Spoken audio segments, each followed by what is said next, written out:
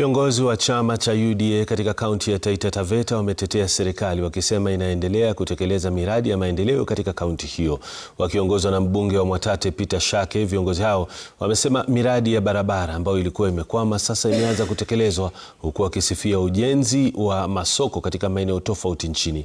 Aidha, wamechukua nafasi hiyo pia kuandikisha wanachama wapya wa chama hicho, huku wakijiandaa kwa uchaguzi wa chama mwezi ujao.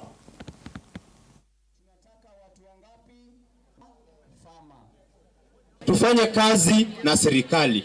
Tumekaa upinzani miaka mingi, ukitembea maeneo mengine watu wameendelea, lakini tukija hapa kwetu bado tunabaki nyuma kwa sababu hatujashika serikali mkono.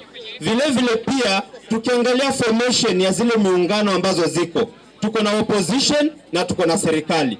Ukiangalia upande wa opposition, wale ambao wanaongoza pale kwa opposition wamekuwa kwa serikali ama hawajaikuwa kwa serikali. Tuko na soko pale Matunge ambayo imeisha, imebaki kidogo ije ifunguliwe. Ni kazi si kazi. Tuko na reli ya zamani imekaa miaka nenda miaka rudi. Sasa hii inatengenezwa ili watu wetu wa Mwatate wa Taita Taveta kwa ujumla wawe na urahisi wa kufanya biashara zao. Ni kazi si kazi.